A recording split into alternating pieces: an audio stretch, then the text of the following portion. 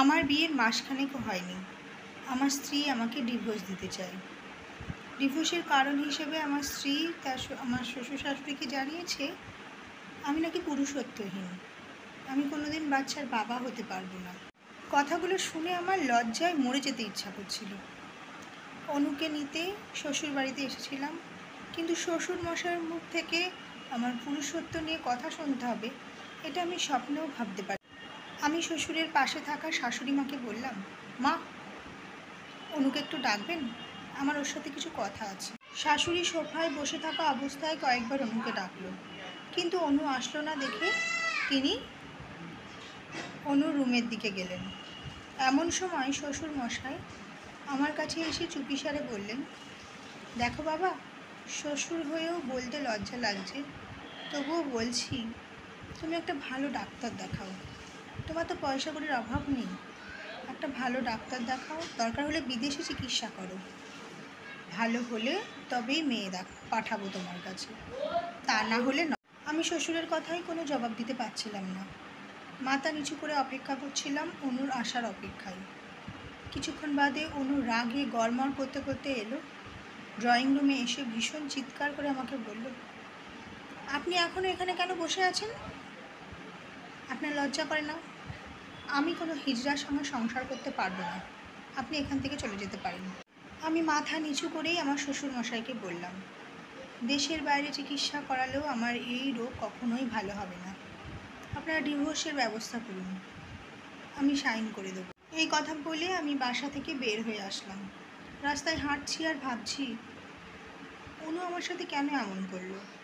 বিয়ের দ্বিতীয় দিন রাতে যখন আমি ওর কাছে গেলাম, তখনও আমাকে বলেছিল আমাকে কিছুদিন সময় দিন, আমি 2 দিন সময় নেব, তারপরে আমি এখনও মানসিকভাবে এর জন্য প্রস্তুত নই। আমি বলেছিলাম তুমি যতদিন ইচ্ছা সময় নাও, আমার কোনো সমস্যা নেই। সেদিনের পর থেকে আমি অনুকে কখনো স্পর্শই করিনি, স্বামী হিসাবে ওর কাছে কখনো জোর করিনি।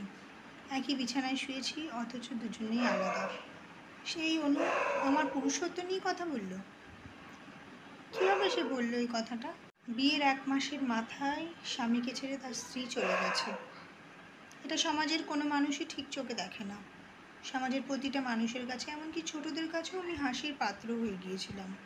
রাস্তা দিয়ে চললে মাথা নিচু করে চলতাম এবং সকলে আমায় দেখে ঠাট্টা টিটকিরি যা নয় তাই বলতো। আমি মুখ বুজে মাথা নিচু করে চলে আসতাম রাস্তা দিয়ে, তাদের কোনো কথায় কান না দেওয়ার ভান করতাম। এমনকি আমার মা পর্যন্ত আমায় বলেছে, বাবা তুই কোনো ভালো কবিরাজ নয় ডাক্তার দেখা, আমি চাই না আমার একমাত্র ছেলে তুই, তোর জীবনটা এভাবে নষ্ট হয়ে যাক। আমি আমার মায়ের কথাগুলো নীরবে শুনলাম।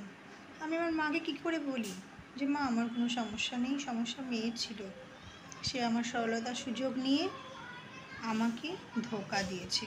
2 বছর পরের ঘটনা। হঠাৎ রাস্তায় চলতে চলতে দেখি আমার প্রাক্তন স্ত্রী অনুর সাথে দেখা। 2 বছর আগের অনু আর 2 বছরের পরের অনুর মধ্যে অনেক পার্থক্য রয়ে গেছে। চেহারা ভেঙে গেছে, চোখের তলায় কালি দাগ, হাড় কণ্ঠা সব বেরিয়ে গেছে। আমাকে দেখে হঠাৎ শুকনো হাসি হেসে সে বলল, কেমন আছেন? আমি বললাম, আমি ভালো আছি, কিন্তু তোমার এই অবস্থা কেন? সে বলল, আমি আপনার ওপর যে অন্যায় করেছি সেই অন্যায় শাস্তি পাচ্ছি, আর আমি জানি এই শাস্তিটা আমায় সারা জীবন ভোগ করতে হবে। আমি বললাম, মানে? আসলে আপনার সাথে বিয়ে হওয়ার আগেই আমার কাজিনের সঙ্গে সম্পর্ক ছিল।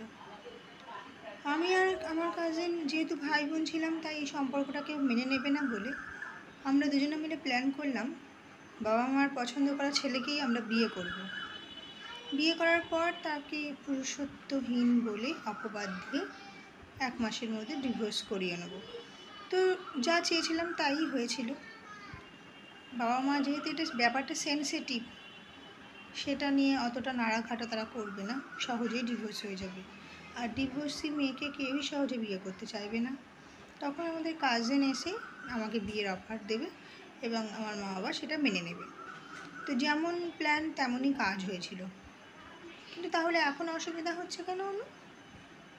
এখন তোমার এই দশা কেন? তুমি তো এখন সুখে থাকার কথা না? তুমি তোমার কাজিনকে পেয়েছো।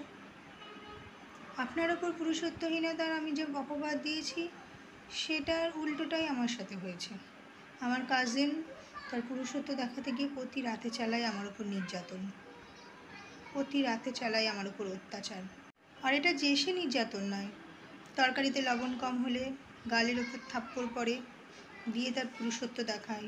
জামা কাপড় সঠিক সময়ে ঠিকঠাকভাবে গুছিয়ে না রাখলে, ঠিকঠাকভাবে আয়রন কি কেচে ধুয়ে পরিষ্কার করে না রাখলে চুলের মুঠি ধরে ছুঁড়ে ফেলে দেয় আমাকে। এইভাবে সে পুরুষত্ব দেখায়। যখন তখন যা তা যেমন খুশি যার তার নামে অপবাদ দিয়ে আমাকে বলে আমি নাকি ধোঁকাবাজ, আমি নাকি ঠাক্কাবাজ। অথচ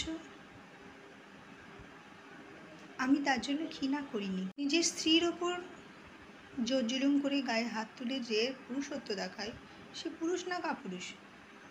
তোমার ওপর আমার খুব রাগ ছিল, ঘৃণা ছিল, কিন্তু আজকের পর থেকে সব চলে গেল। আমি তো কষ্ট পেয়েছি, কিন্তু তুমি আমার ছাড়াও দ্বিগুণ বেশি কষ্ট পাচ্ছ, তাই তোমার ওপর আমার আর কোনো রাগ নেই। এ কথা বলে আমি চলে গেলাম। ভেবে দেখলাম উপরওয়ালা ছাড় দেয়, কিন্তু ছেড়ে দেন না।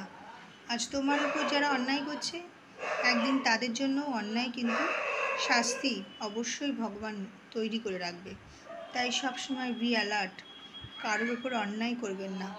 নিজে ভালো থাকুন, অপরকেও ভালো রাখতে দিন। নমস্কার।